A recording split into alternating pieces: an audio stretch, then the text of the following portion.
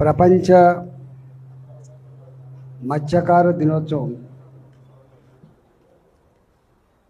ఈ సందర్భంగా సమస్త మత్స్యకారులందరూ కూడా శుభాకాంక్షలు. ఇంతకుముందు శంకరన్న చెప్పినట్టుగా కులాల పేర్లు ఏవైనా ఉండవచ్చు, ముద్రాజుగా, తెనుగుగా, బంటుగా, ముద్దరాశిగా, లేదా గంగపుత్రగా, బెస్తగా, గూళ్ళగా, పేర్లు ఏవైనా ఉండొచ్చు. కానీ నీళ్లను నమ్ముకొని, చేపల వృత్తిని నమ్ముకొని బతికేటువంటి వాళ్ళు వీళ్ళంతా. అందువల్ల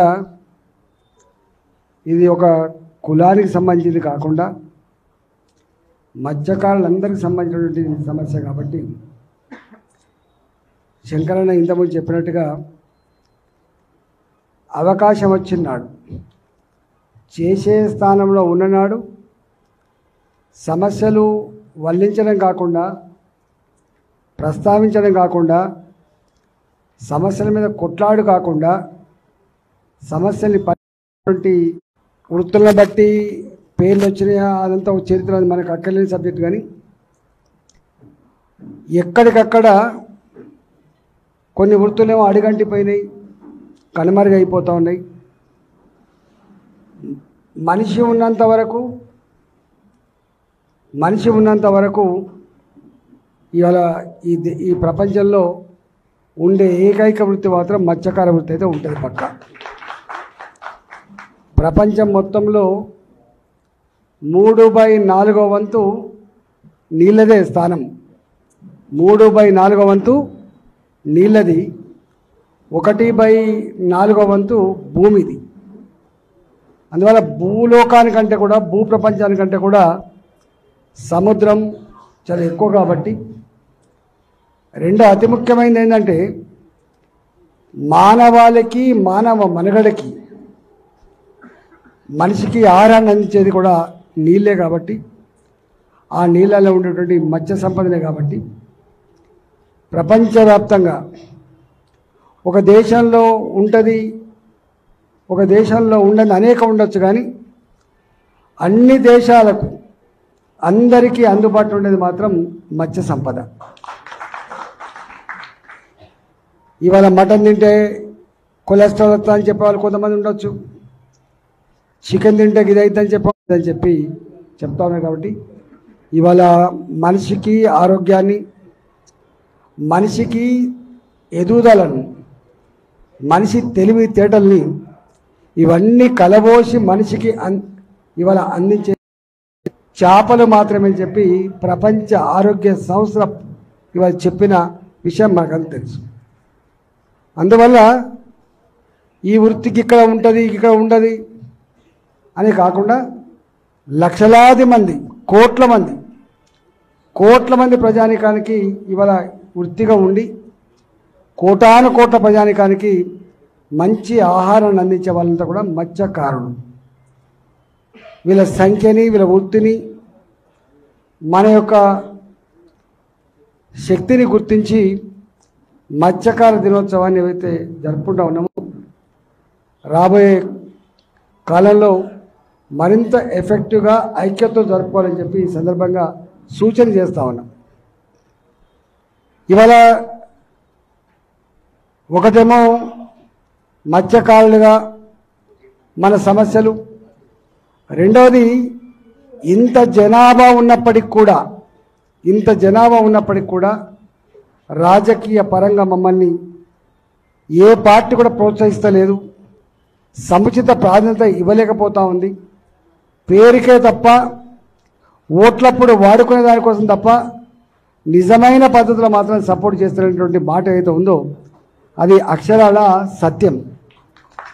అక్కడక్కడ అప్పుడప్పుడు తన్నుకొని వచ్చిన వాళ్ళు తప్ప, స్వతహాగా ఎదిగిన వాళ్ళు తప్ప, వీళ్ళని గుర్తించాలి, గౌరవించాలి, వీళ్ళని పికప్ చేయాలి, వీళ్ళ భాగస్వామ్యాన్ని పెంచాలన్నటువంటి కాన్సెప్ట్ అధికారం. నీ ఐక్యత లేకుండా, చైతన్యం లేకుండా, నువ్వు కొట్లాడకుండా, ఆ దిశగా నువ్వు ప్రయత్నం చేయకుండా వ్యక్తులుగా ఇది సాధ్యమయ్యే పని కాదు. కాబట్టి అది ఎవరినో నిందించడం కాకుండా మనకు మనంగా మనం ఎక్కడున్నాం, ఎట్లా ఉన్నాం, ఈ అందిపుచ్చుకునే క్రమంలో ఎక్కడ ఎదిగినోడు ఉంటే కనుక వాళ్ళు పికప్ చేసుకొని కొంత సపోర్ట్ చేస్తే తప్ప లేకపోతే సస్టైన్ చేయడం ఆస్కారం లేదు. ఇవాళ పేరుకు రేషం ఉన్నోళ్ళం, శక్తి ఉన్నోళ్ళం, ధైర్యం ఉన్నోళ్ళం, సాహసం ఉన్నోళ్ళం అన్నీ చెప్తాను. కానీ దానికి ఎక్కడో లోపం ఎక్కడుందో ఐడెంటిఫై చేసుకొని దాన్ని ఎలిమినేట్ చేసుకుంటా ముందుకు పోవాలని మాత్రం సూచన చేస్తా ఉన్నాను. నేను రాజకీయాల్లో ఎప్పుడు కూడా నీ సొంతంగా ఆలోచన చేయాలి. తప్పకుండా నీకు ఇది కావాలంటే నేను ఆపగలిగే శక్తి ఎవరిది ఉందని నేను అంటాను.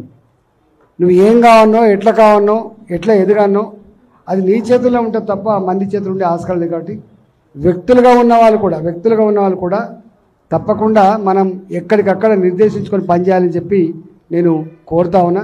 ఉంటుంది సపోర్ట్ ఎక్కడైనా అంతో ఇంతో ఉంటుంది కావచ్చు, కానీ మనది ఏమి లేకుండా ఏదో సపోర్ట్ చేసేటువంటి కాన్సెప్ట్ ఉండదు. కాబట్టి డెఫినెట్గా మీరు అది గమనించుకోవాలని మాత్రమే నీకు సూచన చేస్తా ఉన్నా. రాజకీయాలు అన్నిటికంటే ఇంపార్టెంట్ గుర్తుపెట్టుకోండి. వట్టి కోపం, వట్టి సాహసం, వట్టి వాళ్ళ మీద వీళ్ళ మీద అలడం కంటే మనం ఎక్కడ వెనుకబడ్డామో మనకు మనమే ఆత్మావలోకన కూడా చేసుకోవాలని చెప్పి ఒక సూచన మాత్రం మీకు చేస్తున్నా. తప్పు పట్టకండి.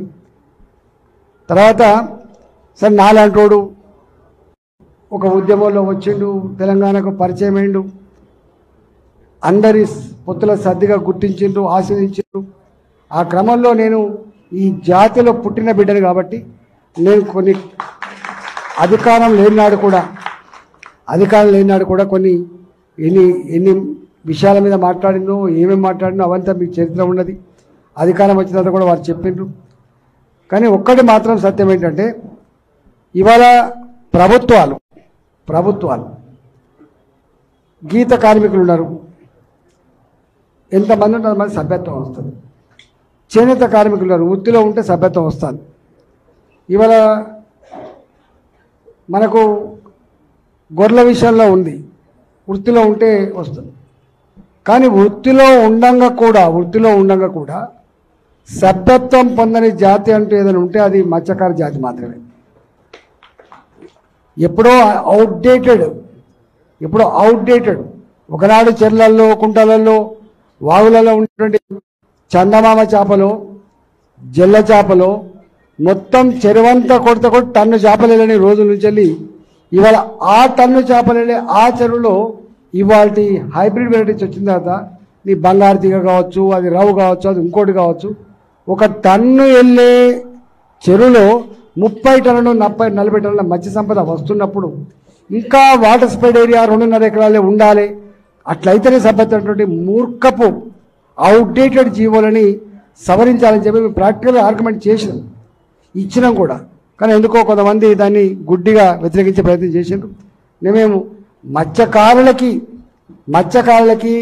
మంచి ఐస్ ఫ్యాక్టరీలు పెట్టియాలి, మత్స్యకారులకి వాళ్ళకు డీసీఎంలకు లోన్లు ఇవ్వాలి, మత్స్యకారులకి సైకిల్ మోటార్లు ఇవ్వాలి, మత్స్యకారులకు చిన్న చిన్న వెహికల్స్ ఇవ్వాలి, ఆటోలు, మత్స్యకారులకు అమ్ముకునే డబ్బాలు ఇవ్వాలి, మహిళలకు సంఘాలు పెట్టియాలి, మహిళలు ఇన్వాల్వ్ చేయాలి అని అనేకం. మత్స్యకారులకి అసలు పెట్టుబడి పెట్టలేక వాళ్ళు బ్రోకర్లు వచ్చి చేప పిల్లలు వేస్తూ ఉన్నారు, వాళ్ళే ఫీడ్ ఇస్తున్నారు, వాళ్ళే జీతాలు ఇస్తున్నారు, వాళ్ళే దండకపోతున్నారు, శ్రమంతా వీళ్ళది, ఇలా క్రీమ్ అంతా వాళ్ళే అని చెప్పి అన్నాడు.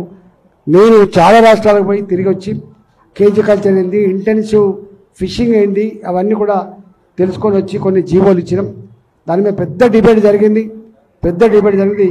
కొద్దిమంది సంకుచితవాదులు మాత్రమే